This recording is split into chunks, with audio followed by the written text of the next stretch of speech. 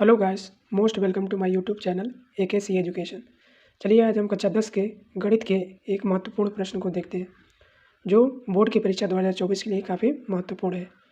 चलिए प्रश्न को पढ़ते हैं। लिखा है, दो संख्याओं के वर्गों का अंतर 180 है तथा छोटी संख्या का वर्ग बड़ी संख्या के 8 गुना है। दोनों संख्याएँ ज्ञात कीजिए। इस टाइप के प्रश्नों में आपको दो स्थितियाँ दी जाती हैं और सर्वप्रथम आप उन्हीं दो स्थितियों को फाइंड कर लीजिए, पता कर लीजिए और उन्हीं दो स्थितियों से आप समीकरण बनाएंगे, उसके बाद हल कर देंगे आप। ठीक है, चलिए देखते हैं। तो पहली स्थिति हमको दी गई है, दोनों संख्याओं के वर्गों का अंतर 180 अंश है। पहली स्थिति ये होगी।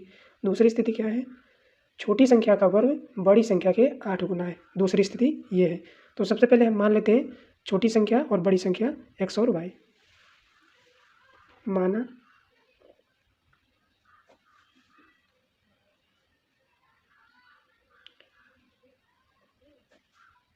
छोटी तथा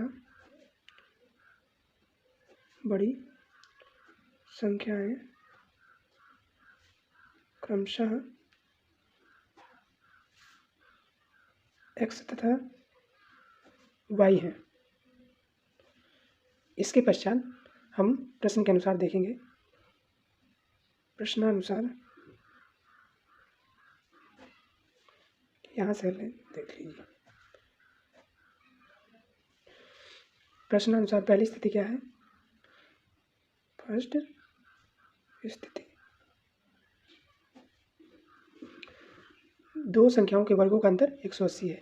तो हमने छोटी संख्या को x माना है, बड़ी संख्या को y। तो दोनों संख्याओं के वर्गों का अंतर 180 है। तो बड़ी में से छोटी संख्या को घटाते हैं हमेशा, उसी को अंतर बोलते हैं। तो बड़ी y है और छोटी संख्या x है। तो y में से x को माइनस करेंगे, यानी कि बड़ी संख्या का स्क्वायर माइनस छोटी संख्या का स्क्वायर। ये दोनों के वर्गों का अंतर हो गया और वर्गों का अंतर कितना है? 180। तो 180 लिख दिए। इसको पहला समीकरण मान लेते हैं। दूसरी स्थिति क्या है?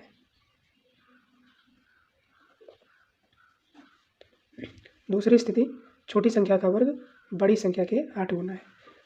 छोटी संख्या आपकी क्या है? x है, यानी कि x का वर्ग बड़ी संख्या यानी कि y के 8 गुने के बराबर है।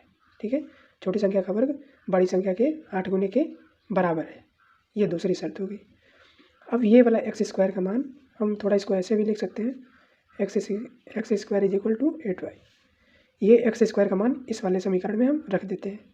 ठीक है, तो इसको समीकरण 2 दे सकते हैं नाम आप।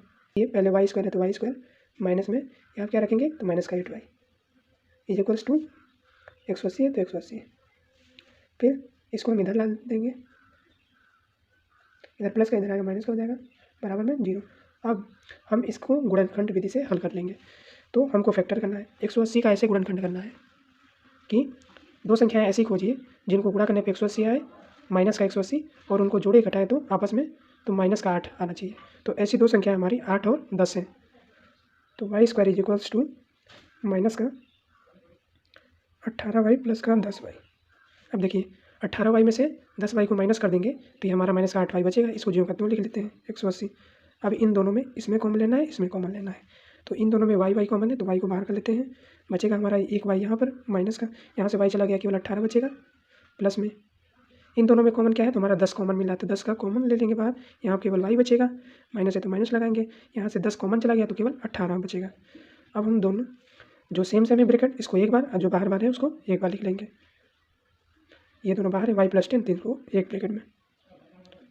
अब दोनों को 0 के इक्वल रखेंगे।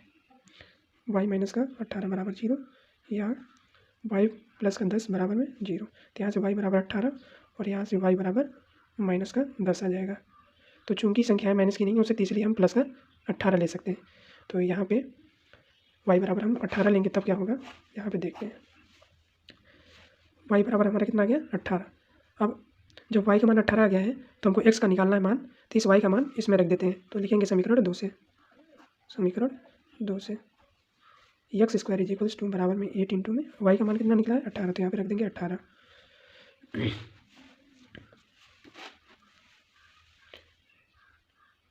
एक्स स्क्वायर जो 18 × 144 होता है और हमको पता है कि ये 12 का वर्ग है। इसको ऐसे लिख सकते हैं 12 के दोनों तरफ से वर्ग हटा देंगे तो x इज इक्वल्स टू 12 आ जाएगा। अतः दोनों संख्याएं 12 व 18 होंगी। छोटी संख्या 12 होगी और बड़ी संख्या 18 होगी। ये हमारे शर्त को पूरा कर रहा है। Thank you for this watch.